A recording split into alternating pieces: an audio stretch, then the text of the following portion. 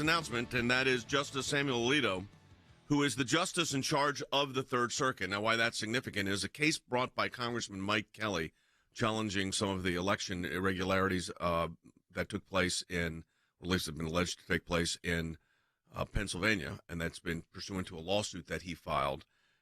They took an application up to the Supreme Court of the United States, and originally the response date for the state of Pennsylvania, per the order of Justice Alito, I'm reading it right here, and this is from the Supreme Court docket. It's docket number 20A98, and when you've got stays or emergency proceedings, that's why you see that 20, and you'll see the A. These are applications for stays. I've done a lot of them. That's what this is.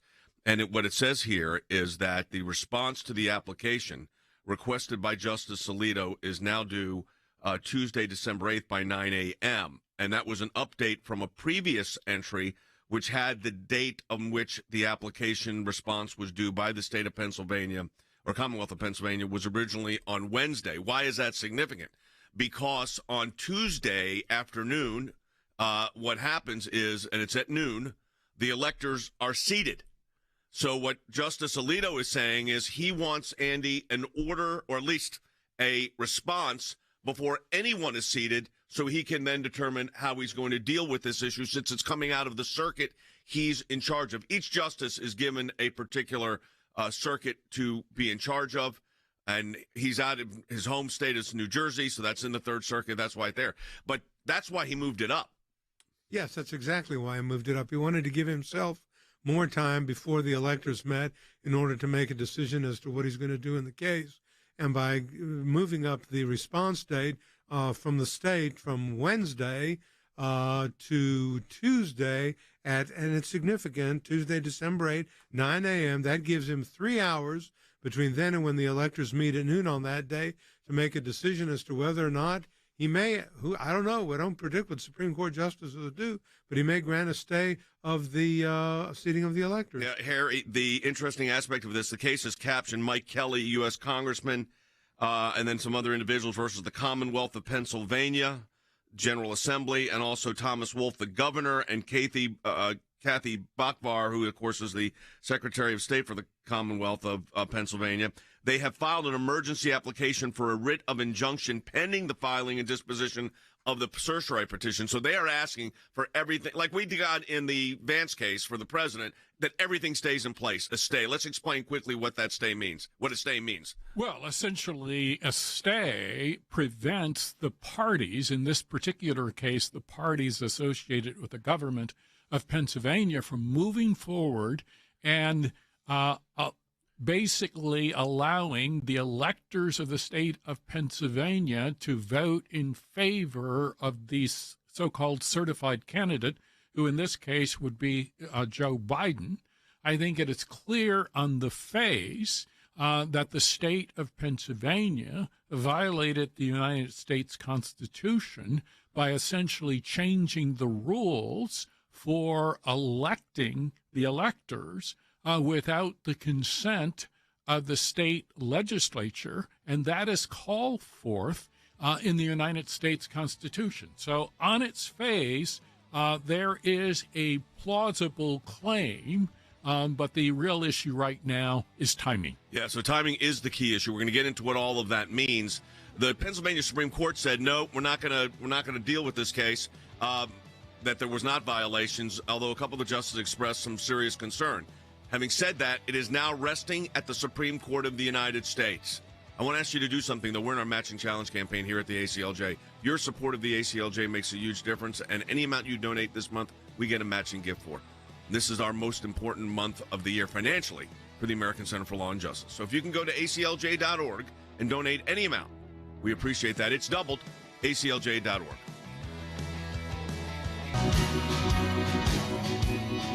All right, if you're just joining us, there's a bit of breaking news, and that is Justice Samuel Alito, the Associate Justice of the Supreme Court of the United States, has issued an order.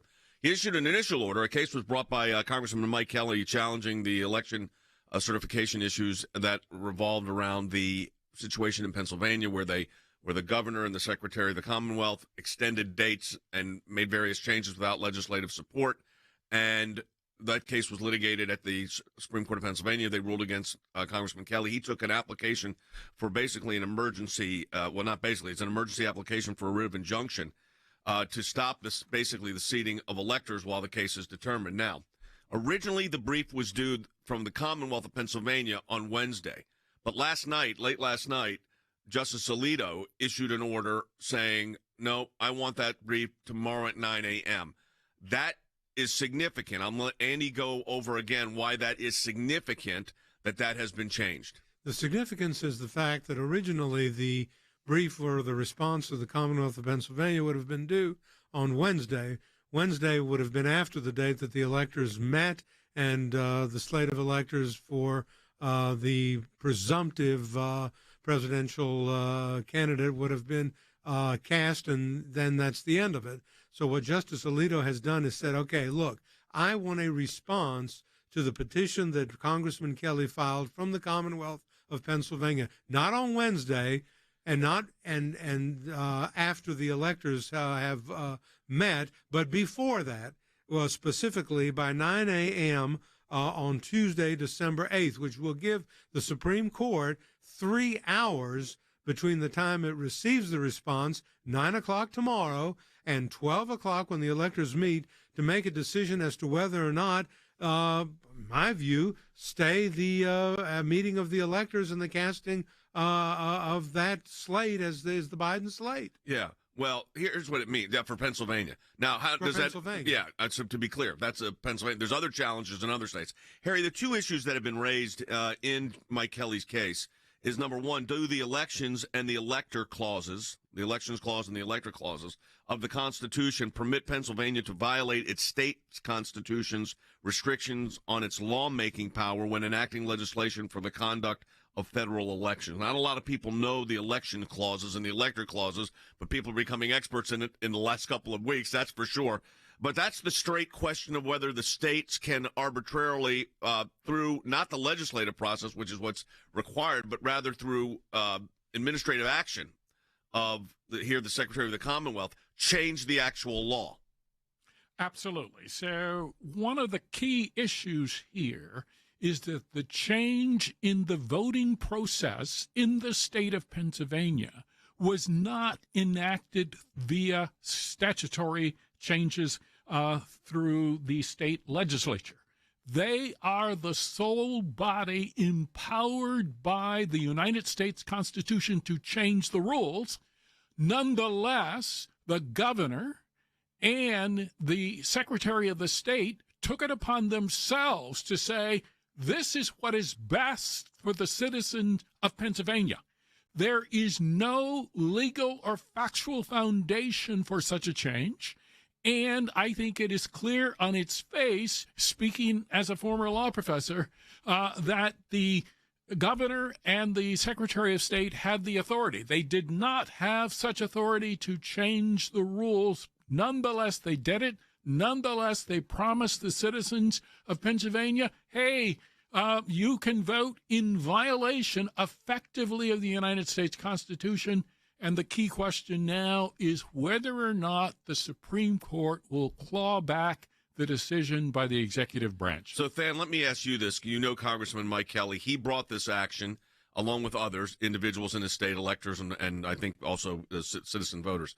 What is your sense of this, and what have you heard about this? I mean, it was a case that was not getting a lot of attention until right now. Well, first of all, I think people need to understand who Mike Kelly is. Good friend of our organization's, a champion for life in so many issues, limited government and otherwise. He's a thoughtful man, Jay, and someone who has approached this in a very reasonable fashion. I think he's a good example of federal officials who have a number of concerns, actually, on how these elections were run inside their own states. Now, they understand that as a federal official, they don't get to set those rules, but the U.S. Constitution, the state constitution, and then state statute all do govern them. And in order to make as significant changes as were made this year, that process has to be followed. In this case, the dramatic expansion of the mail-in program, I know that is of terrific concern to Congressman Kelly, and I think he thinks it led directly to some of the problems that we're seeing. And, Jay, I don't think there's any doubt that pretty much everyone on all sides of this issue sees the move by Justice Alito as a direct sign that he does want the court to be able to hear from both sides and actually weigh in to provide some certainty. But I just wanted to give that color on Congressman Mike Kelly. Yeah. This is not someone who just, threw this together and filed a suit. This is someone who looks at the law, looks at the statute, looks at the governing Constitution, and says, did it happen properly? Was this a lawful election? All right, but let's take a phone call. We normally don't do it this early, but this is right on point. We're taking your calls at 800-684-3110, 1-800-684-3110. Patricia's calling from Georgia. Patricia, you're on the air. Hello. How are y'all today? We're great. Go ahead. I'd like to know if all of these states that have so much, at least questionable election votes, at the end of the day, if they certify the elections inside of each state, is there anything we can actually do in the Supreme Court to get our votes counted and make sure that they're right? Well, this is exactly what we're talking about today. So Congressman Kelly, which only involves Pennsylvania, is one case. There is potentially the ability of various states to file what's called, Harry, original jurisdiction. That is, let's say, a state one or state A sues states B, C, D, and E because of election irregularities. They do that because they allege that if there were election irregularities, it dilutes the votes of their constituents, their citizens of their state. So when you have a situation like that, a state can file against another state for what's called original jurisdiction, and it goes directly to the Supreme Court.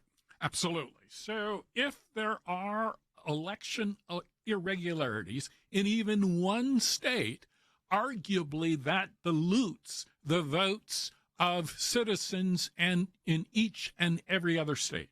In this particular case, there are a significant number of cases pending involving an outcome determinative number of electors, which could affect the outcome of the election. So given these election irregularities in Pennsylvania and alleged irregularities in Georgia, in Michigan, in Arizona, and in Nevada, and possibly even in Wisconsin, there is a basis for each and every other state in the United States to go to the United States Supreme Court and say, look at what has happened in all these other states, because what has happened with respect to these alleged election irregularities, that affects the power or the influence of the vote of our citizens. In other words, the issue is vote dilution in, let's say, North Carolina or South Carolina or Florida. So, Andy, let's again recast this as we get ready to take a break, because we've got a lot of people that are joining us on our radio broadcast. A lot of people. By the way, if you're on any of our social media platforms, by the way, we've added Rumble to our social media platform. So I don't know if they do carry it live, but that we will have videos up there. So that's another one you should definitely put in your list of places to find out about the ACLJ. But, Andy, just as we get ready to go to a break, because I think this is important for people to understand, the fact is that the changing of a day doesn't seem that significant, except to those of us that follow the Supreme Court.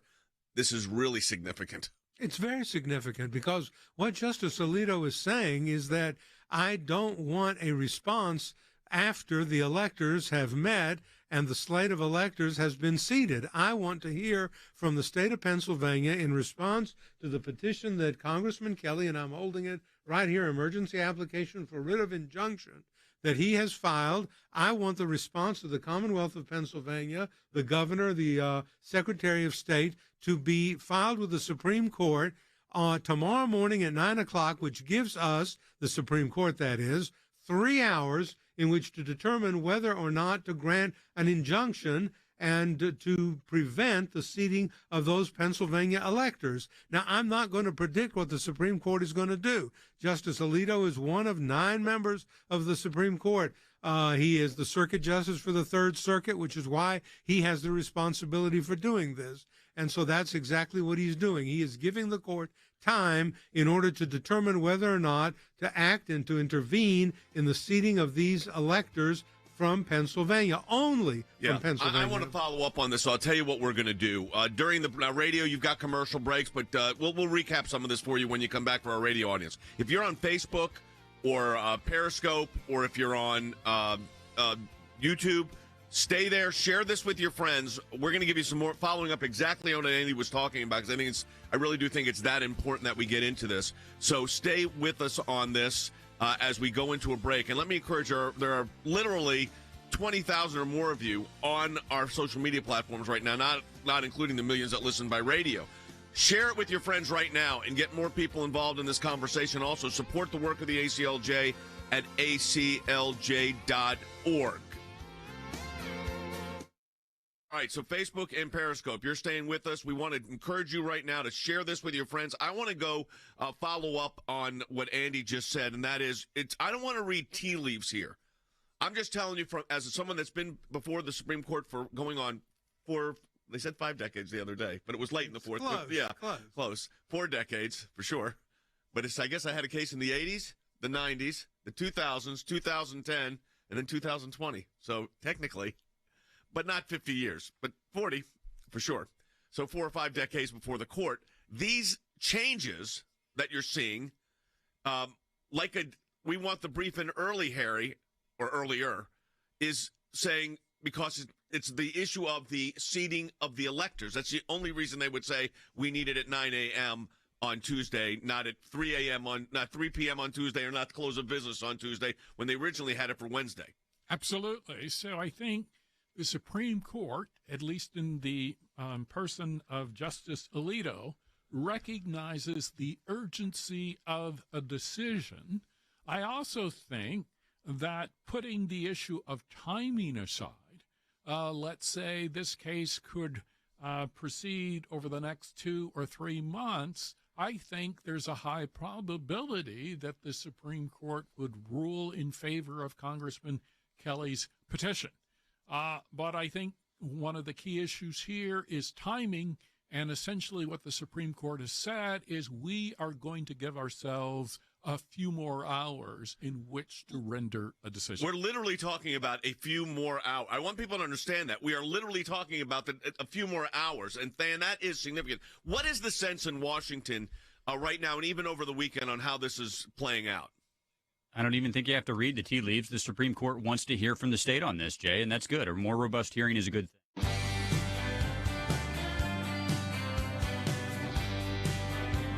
All right, welcome back to the broadcast. If you're just joining us, the U.S. Supreme Court Justice Sam Alito, who is the circuit justice for the Third Circuit Court of Appeals. What that means is each justice we have circuit courts for courts of appeals for multiple states. So you got the 11th, which takes care of like Alabama and Florida, Georgia. So this is how it's set up.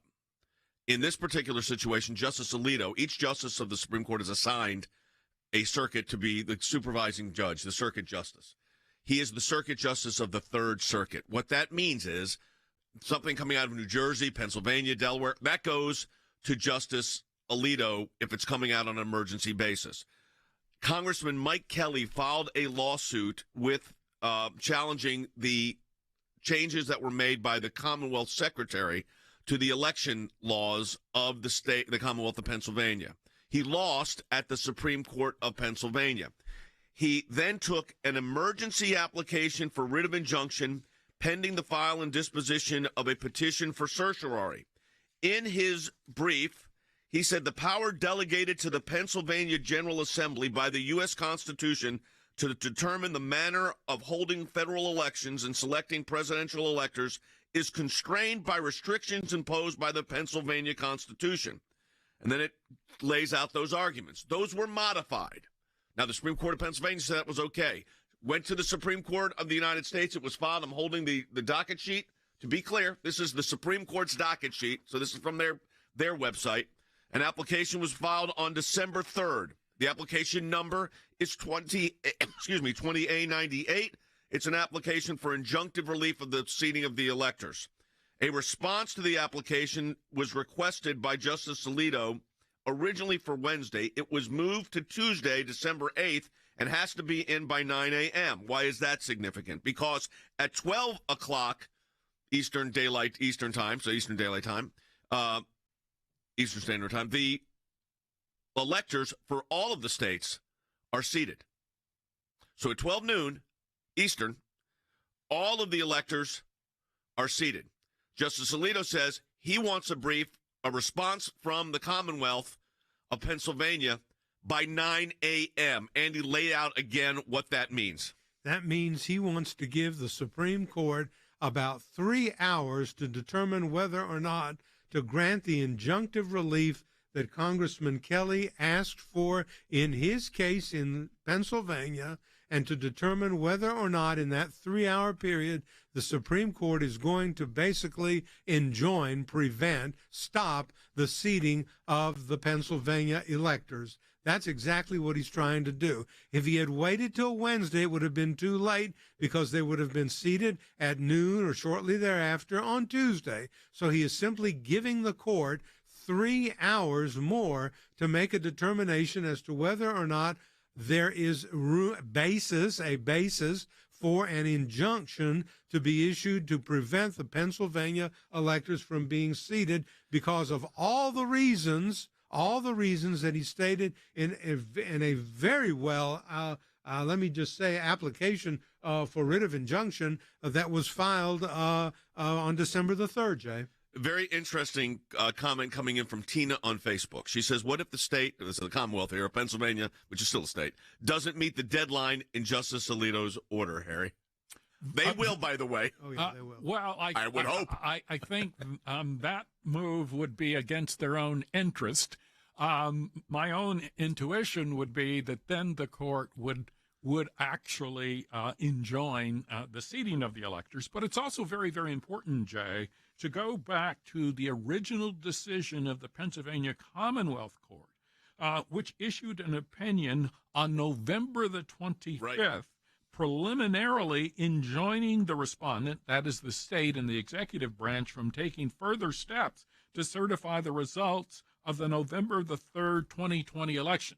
The point I'm making there is this is not a brand new case, if you will, that is going to be heard before the United States Supreme Court. We already have the four corners, if you will, of a potential decision enjoining the seating of the electors because there wasn't a lower court decision basically enjoining the state from certifying, at least on a preliminary basis. Now, to be fair, of course, then the Pennsylvania Supreme Court issued an order on November the 28th, 2020, overturning or vacating the Commonwealth Court's decision.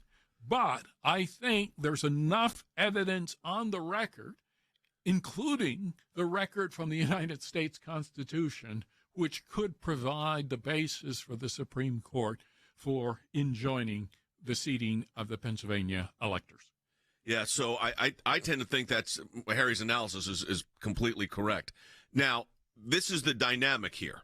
So this is a very fast-moving dynamic. There may be other actions taken at the Supreme Court in the next couple of hours. We're not sure of that yet. We'll let you know if it does, and we may come back to you if it does, in fact, happen. We'll certainly discuss it tomorrow if it does. But these cases are what's happening is some of these cases are starting to mature.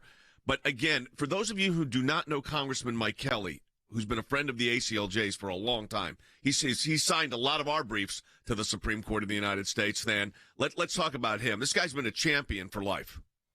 Yeah, no doubt about it. Champion for life, champion for limited government, small business owner, Jay. So someone who appreciates the reduction in taxes that we saw over the last 4 years. And I think the other thing that's important here is he understands the authority that state legislatures have here. Harry talked about both Article 2 and the 12th Amendment. Clearly, state legislatures have authority here. And one of the central things that Congressman Kelly is saying is that when they acted in 2019 to delegate some of this power to the executive, and then it was eventually used, they did it in violation of the state's constitution. They granted more authority than was available to them. So, Jay, again, just going back to the comments I made earlier, it's a thoughtful analysis that I think many people are jumping past. They're jumping right to, well, the state legislature just has to invalidate invalidate. Well, I mean, that's certainly a role they could play, but they also had an ability to delegate some of this authority. And in the view of Congressman Kelly, he thinks they did it in violation of the state constitution. You know, Andy, I don't want to predict, and because I think it's a dangerous thing to predict, but I will predict this. It's got the interest of at least Justice Alito. I would say it definitely has Justice Alito's interest. I would say because this was the same justice that issued the stay in the other part of the Pennsylvania case, which was the extending of the days of which the mail-in ballots could come in that we were involved in. Right. So Justice Alito has kind of shown his inclination with respect to what I think he's going to do in the case. There's only one other justice that I'm not going to name who in my mind is going to be with him on this for absolute sure, and there should be others who follow along as well. But and I don't like to predict what justices will do. I don't like to predict what juries will do. I've had too many jury trials come back much different than what I expected them to be. Most of them did convict, however, because I was a good prosecutor. At any rate, I think that this is going to be it's a good sign, in my view. It's a very good sign. Well, you know, it's a sign the ball game's still in play. Remember Jordan said, don't walk off the field while the clock's still running?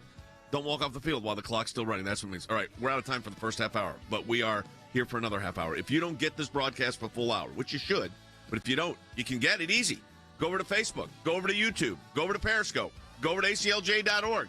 And I'm leaving things out, I'm sure, but there's other platforms too to get the full hour of this broadcast. And don't forget, you're getting an analysis here you're not going to get anywhere else. If you enjoy this program and like what we do, support the work of the ACLJ. We're in our biggest month, December. ACLJ.org. That's ACLJ.org.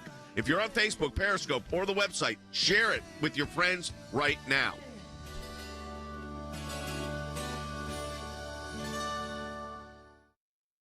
So, okay, folks, so we're staying live. So let me encourage you. This is what we want to do. So for all of this is a good thing about our if you're watching us on TV or video, you get to stay with us the entire time. What we do need you to do, though, is share it with your friends right now. Very important. Share the links with your friends. Share it on YouTube, Facebook, Periscope, wherever you might.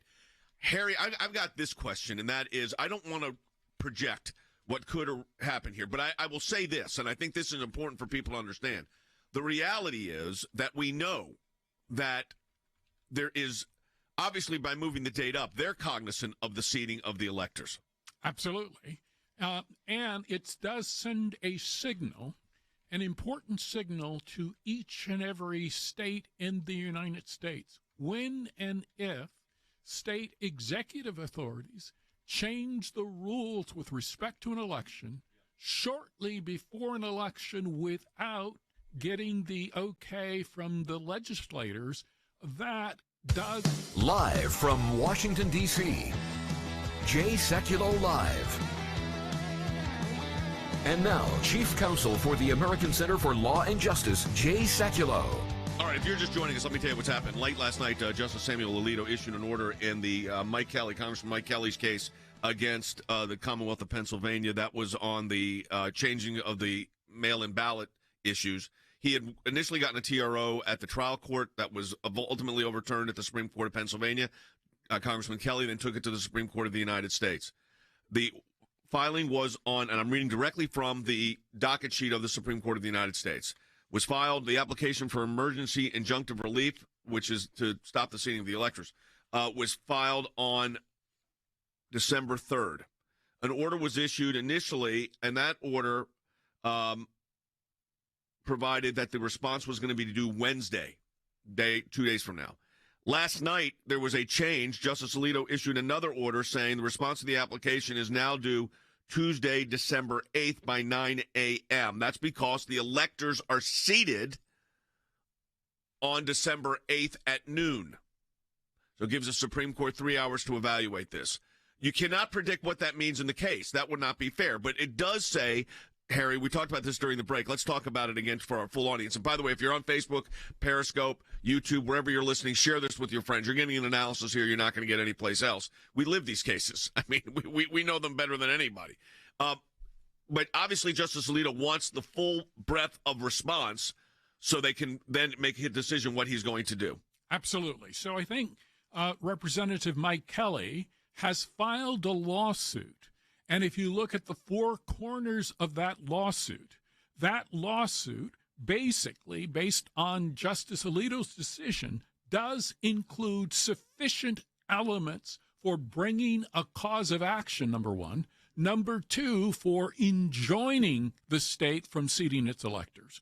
But equally important, the decision by Justice Alito, and hopefully by the United States Supreme Court, sends a strong and unmistakable signal to each and every state, particularly within the executive branch. If you change your election rules shortly before an election, and you do so without the consent of the state legislature, that in and of itself is a basis for litigation and for potentially, at least, and I emphasize the word potentially, invalidating the results of that election. Yeah, and that would be obviously the determination of what's called the prayer for relief. What are we asking for? Let's take Linda's call. She's calling from Florida. Very good call. Linda, welcome to the broadcast. You're on the air.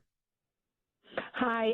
After this step, what is the next step? What can we do as President Trump supporters, deplorables, or believers in the Constitution to help with this process? And also in 1967, Let me answer your first question, because I got to keep moving today, Linda. Let me answer your first question.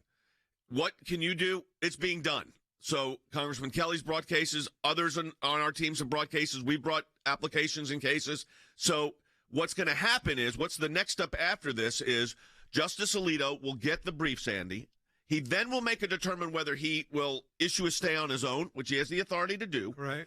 and refer to the court for further disposition, or just refer it to the court immediately within that 3-hour window. That's right. He has the right to make a decision as the circuit justice to grant an injunction against only a temporary injunction or temporary restraining order against further proceedings in Pennsylvania with respect to the seating of the electors, or he can refer to the full court for the determination. I'm not going to predict again which way Justice Alito is going to go. I have my own thoughts with respect to that, but it is now in the hands of the Supreme Court of the United States, and that is Pennsylvania. Remember, we're talking only about Pennsylvania right now, and that should be clear. This does not affect other states. The case is before the Supreme Court on the elector seating in Pennsylvania, and an injunction to prevent that filed by Congressman Kelly. We've got coming up for you, and as we go to break, a very important video that you need to see. It's going to summarize where we are on a lot of issues. This is really important. So, again, share this with your friends. We encourage you to do that. Support the work of the ACLJ. You can do that at aclj.org. If you're listening on Facebook, Periscope, YouTube, share it with your friends right now and support the work of the ACLJ at aclj.org. Also, glad to announce we're now on Rumble, another platform. Hey, welcome back. If you're just joining us, breaking news out of the Supreme Court, Justice Alito ordering a response by tomorrow morning at 9 o'clock from the Commonwealth of Pennsylvania on a challenge by our good friend Congressman Mike Kelly, who is joining us on the broadcast right now. So if you are listening, call your friends and tell them to listen in. If you're on any of our social media platforms, I can tell you by looking at a lot of you are, tens of thousands of you are. Share this with your friends right now. Really important. Congressman Kelly, thanks for coming on. Tell us about what you brought. I think it's important for the people to hear from you why you brought this litigation. When you look at what happened in Pennsylvania, then you try to figure out why did it happen. Then you look at a piece of legislation called Act 57 was put through the Pennsylvania legislature back in October of 2019 for a no-excuse mail-in ballot. And now what I mean by no-excuse mail-in ballot is we already had absentee ballots. We had the traditional way of voting, but this mail-in ballot. And now this is far before the pandemic, so it has nothing to do with the pandemic, but it does have to do with something that if the Pennsylvania legislature, and when it really wanted to do this, they could have done something to look at Pennsylvania law when it came to voting, and they could have done an amendment. They chose to go the first step to start that, but then they abandoned that and put in this mail-in ballot, this no-excuse mail-in ballot, with an omnibus bill that did not go through the proper channels, and it's unconstitutional. What took place by changing the way we vote in Pennsylvania? Now, as we come full forward, we find out that in this past election, the mail-in ballot, the no-excuse mail-in ballot, and the size and the scope of that, well, you look at that and say, oh my gosh, if they had done it the right way, if they had done what they should have gone through, the process to change, they could have done an amendment, but that would have had to go before the Pennsylvania voters. They would have had a vote on a referendum to changing the way we vote in Pennsylvania. That did not happen. This got pushed through as part of an omnibus. It got lost in the wash, and all of a sudden now it surfaces, and people are looking at it and say, my gosh, how did this happen? It happened because we did follow the rule of law. So, Congressman, you took quite an initiative here. You and I spoke briefly about this early on. You took a very bold move, which I think we've said this over and over again, that in this kind of situation, bold moves are what's required. This is not for the tepid. You got a bold move here. Why did you decide to do it? I think it's important for the American people to hear why you, a congressman from Pennsylvania, said this is wrong. I want to take action. Well, I think every single American knows that in their heart of hearts, when you elect somebody to go and represent you, they take an oath of office. The oath that I took, and the oath that every other single member of Congress takes, and whether it's in your state legislature or it's federal, you're looking at an oath of office. An oath is an important word here when it comes to what it is that you would do, because before anything that could affect you personally, you have to work within the confines and the construct of our Constitution. The Constitution is not a suggestion. This is very carefully laid out as to what it is that we need to do to maintain our republic. Now, in Pennsylvania, there was an obligation because of your oath of office to follow what's there. And so, Jay, I think what really, when we look at these things, is people who are elected by their fellow citizens to represent them and work within the confines of the Constitution. And when you go outside that, or when you put your future in a political office about it actually doing what you're supposed to do under your oath, then there's something wrong with that. All we're trying to do is call attention to an unconstitutional issue that took place in Pennsylvania and allowed this no-excuse mail-in ballot to take over. And it's one of those things that has to be looked at. It has to be out there for the public to see. You know, people, Andy, that say that the president is just delaying the inevitable, or just, why is he doing this? I mean, it's not as if there is not only precedent, but the Constitution sets out a framework upon which, and in the states, it sets out a framework. Like there's an election challenge in Georgia going on. That's different than what Congressman Kelly did. That's right. There is an election contest going on in Georgia under the statute. What Congressman Kelly did, and I don't want to speak for him, but I've read his pleading, is saying the Constitution is not just a piece of parchment hanging in the National Archives. It is a living, breathing document that has validity today as it did in the 18th century when it was drafted. And what it says is the legislature shall make the decisions with respect to the means and manner and method of voting in each jurisdiction, in each state. And Congressman Kelly's attempt to get the Supreme Court of Pennsylvania to do that was rebuffed. He's now seeking relief in the Supreme Court of the United States by way of an injunction. Justice Alito has taken, as Circuit Justice, this action to give more time for the Supreme Court to act on this. I applaud Congressman Kelly for his support of the Constitution of the United States. Again, not just a piece of paper in the National Archives, but something that is very important and dear to us, which, as he said, he had took an oath to uphold, and he is doing it. All right, I want to go to Congressman Kelly, if I can. Than Bennett, our Director of Government Affairs. We just lost Congressman Kelly. Well, we'll try to get him back. Than, the congressman here did take a bold move. Yeah, he sure did, and I would love to hear the congressman's thoughts on this because, we've worked with him on a wide variety of issues, Jay, everything from life to religious liberty to regulatory relief. But one of the things we've worked with him on is restraining the limits of the federal government appropriately, and he talked in his response to you. Actually, I think we have him back. So, Congressman Kelly, Than Bennett here. I just wanted to follow up on the comment you made about the state legislature's role here. This is something that we have worked with you on a number of issues on. If you're going to delegate authority to a state or retain authority inside a state, you have to ensure that that state operates according to the rule of law and that the legislature only delegates to the executive things that are within its authority to do so. In your claim here, isn't that what you're arguing, that the legislature went outside of its bounds to grant the executive this action? Isn't that at the core of the claim here? Yeah, and I'm sorry, I'm on the road, but yeah. Look, I think what we're doing would just make sense, and I just want to make this statement because I think this is really crucial. This is not about Republicans only or about Democrats. This is about the Republic and what's taking place. And it's also about the 1.4 million men and women in uniform that have given their lives because they took an oath to defend this country. country, against all enemies, foreign and domestic. We're looking at what's going on right now. If we are going to abandon the very bedrock of who it is we are as a nation, then shame on us. And if you get elected to office, you take an oath, and that's your oath. That's a serious commitment. And I'm just so tired of people telling me, well, you know, Well, I appreciate it, Congressman Kelly. I think we're having a little bit of phone issue there, a little bit of phone problem.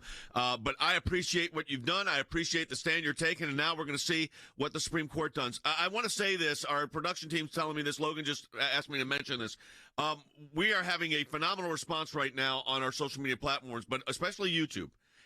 Subscribe to, if you're on it right now on YouTube, which you are. We have about 120,000 or so subscribers. We've just really launched this recently, 129,000 subscribers, so I guess it's gone up some substantially since we've been here. Let me encourage you to subscribe. Just hit the subscribe button, and you are now a subscriber of our channel. I just did it here, and now you're subscribed. If you're on, and there are 26,217,000 of you that are on right now, subscribe. We encourage you to do that. Very, very important. So subscribe if you're on YouTube. Same thing, of course, Facebook. We encourage you to do the same thing. Also, we're monitoring the chats. You could be a super chat, and we'll get to maybe some of those during the break coming up here. I'll try to pull some of those so we can get those to you. Let me go ahead and take another phone call. Kimberly's calling from Georgia. Kimberly, go ahead.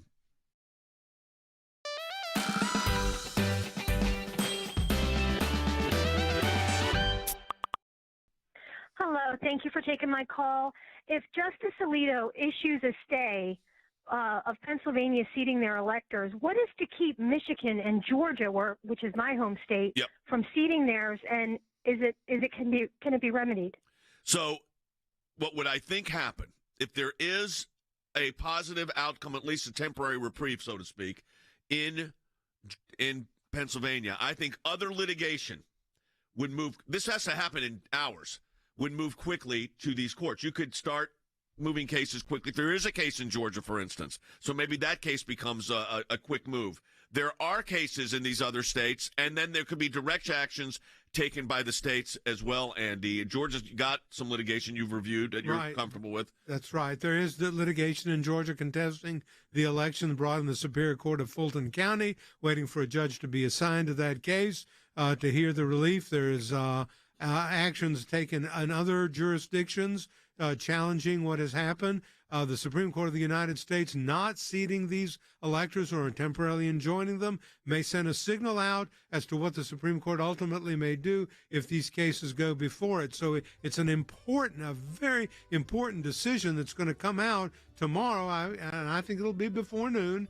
Tomorrow in Pennsylvania, one way or another, as to what the Supreme Court says with respect to the Constitution and the legislature's exclusive right to determine the means, method, and manner of elections. All right, we're going to stay live during this break. And again, if you're on radio, of course, you're going to have a commercial break. But let me encourage you to stay with us and share this with your friends. If you're on Facebook, YouTube, Periscope, share this with your friends. We have probably 40,000 people or more watching just on those social media platforms. That's not including the millions that listen to us on the 1,000 radio stations we're on every single day. So let me encourage you to do that. If you enjoy this program, if you find it informative, if you appreciate the work of the ACLJ, well, then go to aclj.org and make a donation online. Any amount you donate, we get a matching gift for.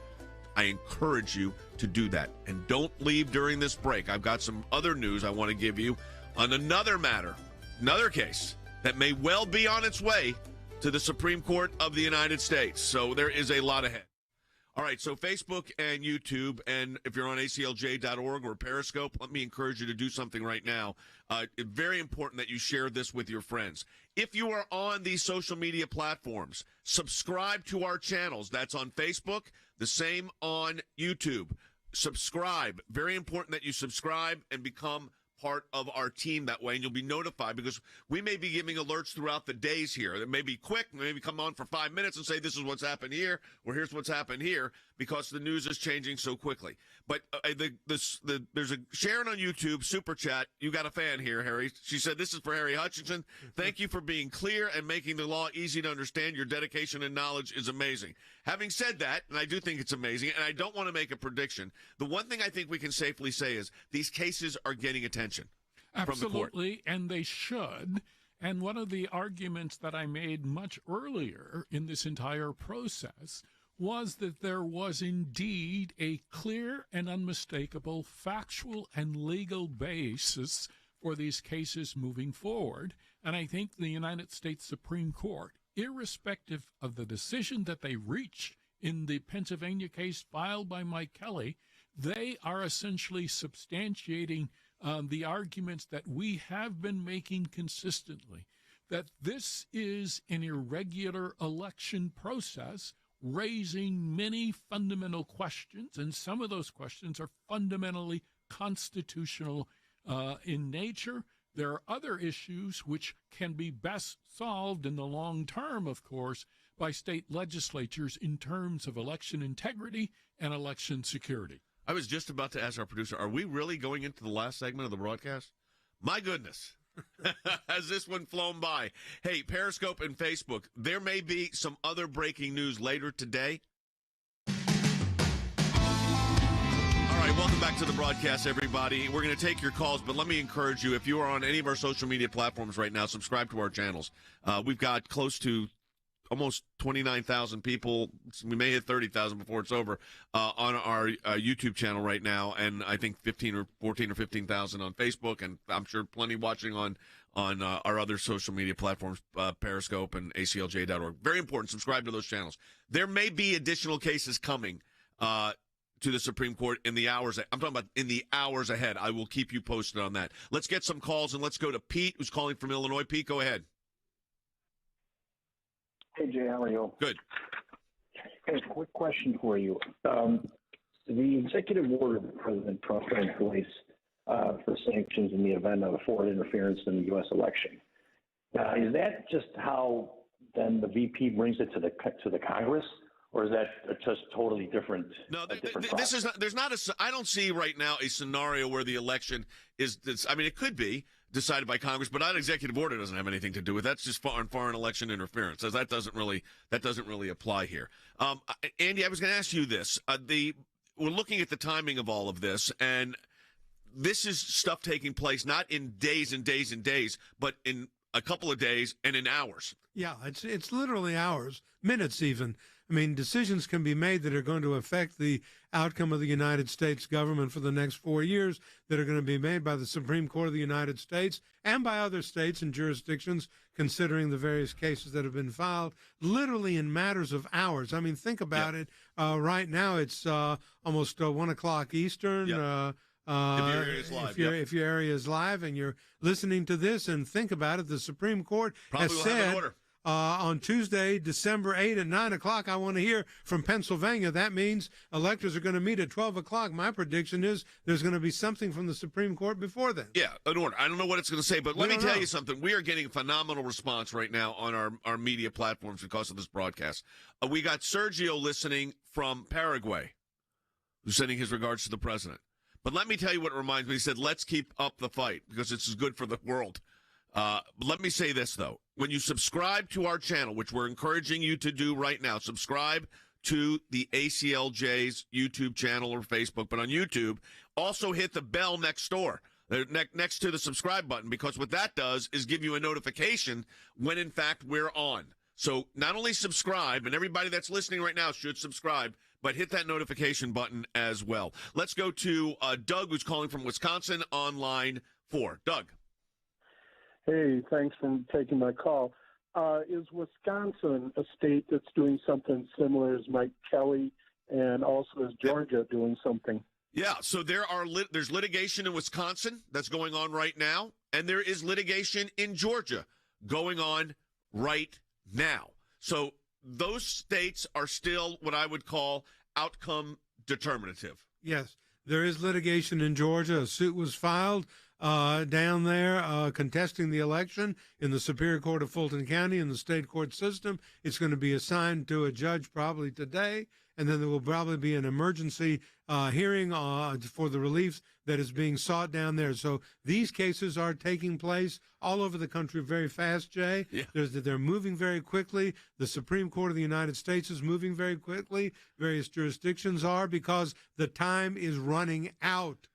But, Harry, it's also important for people to know that the Supreme Court can act literally in minutes. Absolutely. And one of the things that we should keep in mind right now is that during the pandemic, the Supreme Court can meet via their own video conferencing. And that does not necessarily mean that they have to convene individually. And they can decide very, very quickly whether or not to issue an enjoining order. Okay, let me go. Let's take this. I'm going to take the last call now, but we're going to take some other comments coming in. If we get some comments from Facebook and YouTube, we'll get to those too. Elizabeth from South Dakota, go ahead, Elizabeth. God bless you, Thank Jay. I am a stay-at-home mom, Great. and the work that you do is going to be beneficial for me in the upcoming years. But the question that I have is, as far as Amy Coney Barrett, Yep. and there was so much cloud over her confirmation hearings about the election and coming to her being able to rule on hearings coming to her about the election. Do you think that's going to be coming into play for these upcoming You're asking whether she has to abstain. She does not have to abstain. Each justice makes that own decision. She did not say she was going to abstain. And Than, you talk about something that was the lasting legacy of the president. Regardless of how this election goes, she's on for life. Yeah, all three justices are going to be part of the legacy of President Trump, no matter when his term ends. And look, Jay, I mean, she was never Justice Barrett was never involved in any case involving this election cycle. So there would be no reason, in my view. Obviously, that's not my decision to make. It's hers. But, Jay, I'll just tell you, I can't think of a credible reason by which she should even have to consider it in this case. I would imagine that she would be hearing this case if the full court takes it up. I think that's exactly correct. And so I don't expect any abstentions. What I expect is that tomorrow morning at 9 o'clock, the Commonwealth of Pennsylvania is going to file the brief in response to Mike Kelly's request for the emergency stay of the seating of the electors. That's what I think. Now, do I know the outcome of that? I absolutely do not. And the reason I don't know is because Justice Alito has multiple options. He can decide it himself and issue a temporary stay while he refers it to the court. He could deny it, or he could, Andy, send it to the whole court for a decision. That's right. He's got several options that he can use. He can, like you say, temporarily grant it, deny it, or refer to the court for consideration. So that's what, ultimately it's going to be the Supreme Court that's going to decide the fate of Mike Kelly's litigation in Pennsylvania and whether those electors are going to be seated or not. And it's going to come probably before 12 o'clock noon tomorrow when the electors meet and the slate is seated or not. Sly on YouTube, you're going to appreciate this, in their super chat on YouTube, said he's a fellow Georgian, Andy. He's going to be voting in person for the Senate runoffs. There was a debate yesterday. We didn't even get time to get into the debate. I'm not sure that debate changed the needle any, actually. I think it was kind of a draw. I am so glad to hear that, Sly. I don't know where you're from in Georgia, but you go in there and you vote the right way. I know you will. He's not telling you how to vote, I'm however. not telling you how you vote, but you know what to do. There you go. That's from Andy. In his individual capacity as a individual lawyer capacity, and resident of the state of California. As a lawyer and a citizen of Georgia. Say state of California, state of Georgia, right? No, don't say California. No. So that's clear. Earl on super chat on YouTube says, God bless you guys. We also have old Mr. Young Dude on super chat. I like that. He said, thanks for the service for our country, ACLJ. Everyone watching, hit that like button. What he's talking about is on YouTube, which we have more people watching on YouTube than we've ever had, and we've just launched this really in the last, how long have we been doing this, Will? Just shy of a month. Just less than a month. We have millions of people listen by radio because we're on 1,000 radio stations, but this is a new platform for us, and we have, right now, according to this, 33,847 people watching just on YouTube alone. Now, that's like some of these networks, that would be a good day for them. Also, what we want you to do is subscribe. So if you're on YouTube right now, everybody should hit subscribe. You can do that. And then hit the little bell next to it, because the bell will notify you that when we're on. And we may have breaking news updates during the course of the day today and tomorrow and this week.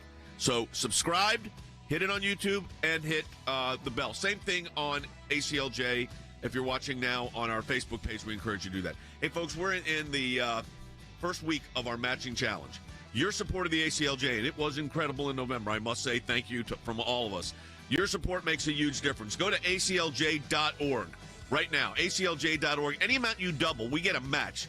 We've got donors that are matching that gift. So we encourage you to do that at aclj.org and stand with the ACLJ in our cases, in this broadcast, in our multimedia platforms and information we get out to you, aclj.org. Talk to you maybe later today.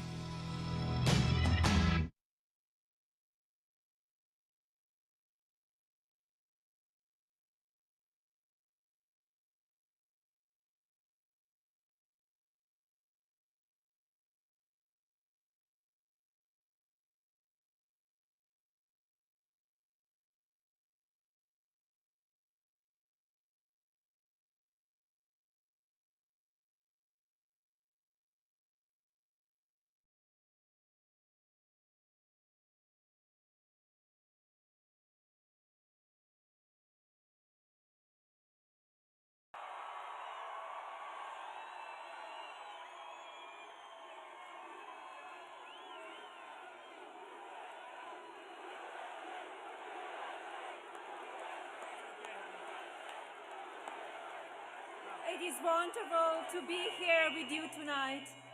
Thank you for coming out and supporting us. President Trump continues to fight for you every single day.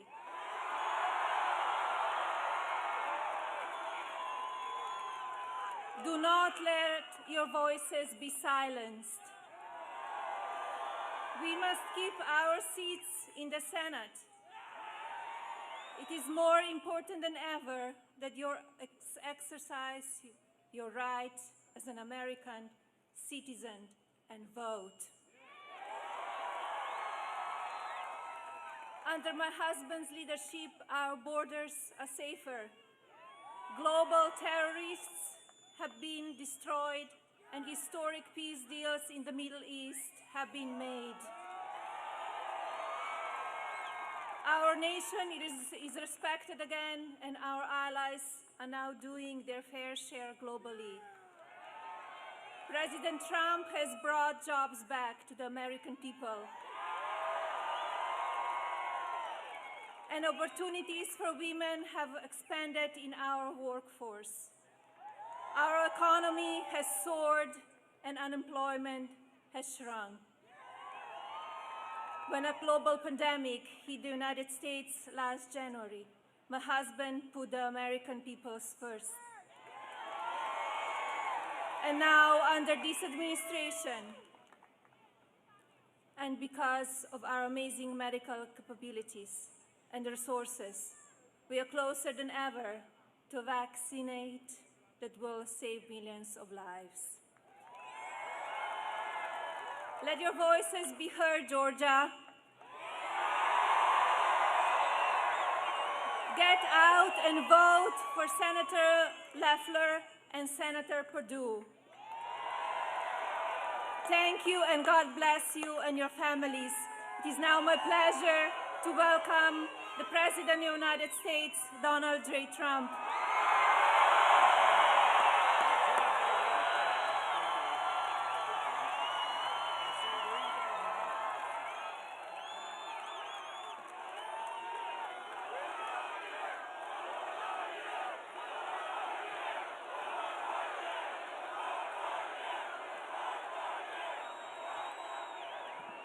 Thank you. A very popular First Lady, I have to tell you.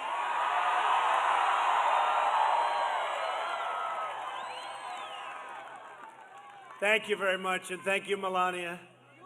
And I want to say hello, Georgia. We did a great job. You know, we won Georgia, just so you understand.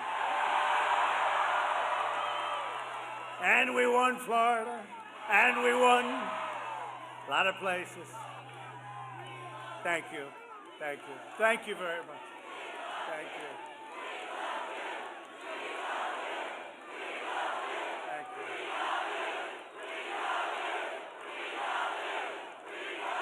you. Well, thank you very much. Thank you. No, we won a lot of places. We won Florida. We won Ohio. Big. We won them big. Remember, we were going to lose Florida, they said. We were 5 down in Florida. We won by a lot. We were way down in Ohio, and we won by a lot.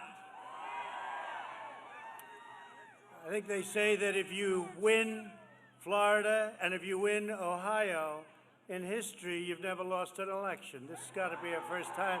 But the truth is they were right. We've never lost an election. We're winning this election. And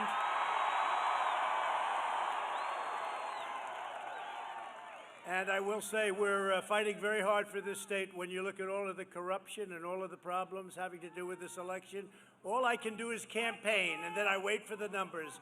But when the numbers come out of ceilings and come out of leather bags, you start to say, what's going on? But I want to just tell you that I love this state. I love the people in this state, and I'm thrilled to be back in magnificent Georgia with thousands of proud, hardworking American patriots. Let me begin by wishing you all a very Merry Christmas. Remember the word? Remember? We started 5 years ago, and I said, you're going to be saying Christmas again, and we say it proudly again, although they'll be trying to take that word again out of the vocabulary. We're not going to let them do that. I also want to express our profound condolences to the family of Harrison Deal, a young and brilliant campaign staffer for Senator Loeffler, who tragically died in a terrible car accident yesterday. You know about it. He was an incredible, magnificent